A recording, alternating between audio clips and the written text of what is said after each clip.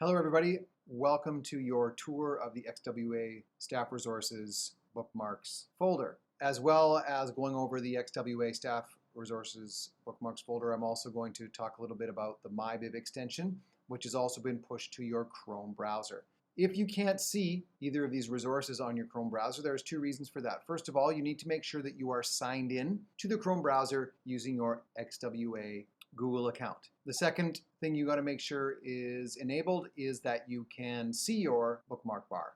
You can do that by going up to the Chrome menu and clicking on View and making sure that there is a check mark beside Always Show Bookmarks bar. Once you've done those two things, you should be able to see your bookmarks. The majority of these bookmarks that you see right now are my bookmarks, but everyone is pushed this XWA Staff Resources bookmark as well. And everyone has also pushed this little extension, which is a MyBib free citation generator.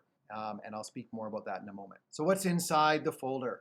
So inside the folder, you'll see a variety of different links, and I'm going to speak to a few of them. The first ones that you might find useful is this is a link to the XWA ManageBack sign-in portal, and this is a link to the ISAMS, or the XWA ISAMS sign-in portal. So that just makes your life easier when you want to get to those places. They're already bookmarked for you right there.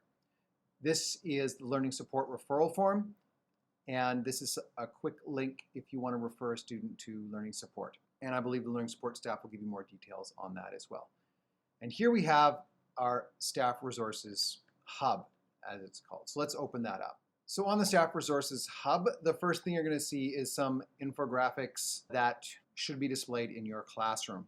There are two different responsible use agreements. One is for the SY and one is for the EYPY. This one is the SY Responsible Use Agreement, or RUA. You can have a look at it by clicking there if you'd like. So there it is. You also can click here and get the written version of it, which is useful for you to have when you're presenting it to your students. And if you want to actually get a download of that PDF, you can click on this link here, and there are several sizes you can pick. There's A4 sizes and A3 sizes for your classroom wall. So make sure this is up and visible to your students. The other one you might want to have on your wall as well is the XWA mission and vision. It's really important that we all have a common understanding of what that looks like, so having it in your classroom is another essential. Down below here, these are more optional pieces. This is an infographic on how to properly use images on the internet, a skill that we should be constantly thinking about and teaching our students. And these are IB Learner Profile infographics and IB Command Term infographics that you may be interested in using. Down here, again, you can click on this link and it will bring you to a Google Drive folder, and you can download any of these infographics to your home screen. So there you go. Those are the infographics available, but please do make sure that you are getting a responsible use agreement up in your classroom, visible for all your students, and that you are discussing it regularly. Scrolling a little further down here, you can see a variety of links to some separate websites that contain a variety of resources. We have our tech website. We have a home learning resources page, just in case we go back to home learning.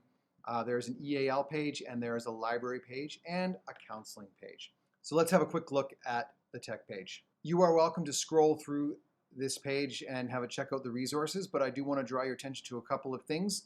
You might want to click here. This is a whole playlist of tech tutorials that you might want to scroll through if you're wondering how to get something done, and I'll leave you to explore that. What I do want to highlight, though, is something in the Fast PD section, which is the process on how to become a Common Sense Media Recognized. Now, if you scroll down, you'll come to becoming a Common Sense Recognized Educator. If you click here, this brings you to the website for Common Sense Media, and it has a step-by-step process to become Common Sense Recognized. I highly recommend that you come here and you go through this self-paced tutorial and you follow the instructions on how to become a Common Sense Recognized Educator, which is a requirement by the end of semester 1 if you have not already completed it. When you have completed the process, please come down to the bottom of this post and you can add your Common Sense Media badge to the database. Finally, there are a variety of different things you might want to look, resources around technology and teaching and learning on this site, and you're welcome to poke around or ask me any questions about it at any time. Going back to the Staff Resource Hub, there is also the Home Learning at XWA, which I'll leave you to explore, as well as the EAL site and the counseling site. The other site, though, that you should have a look at is the library. This is a great resource to point out to students because there's access to a variety of different things that Ms. Melski will get you onto as well. So that's the Staff Resources Hub. Please make use of it. And also, so you're aware, students also have a folder like this that's pushed to their browsers with a similar set of tools that apply to them.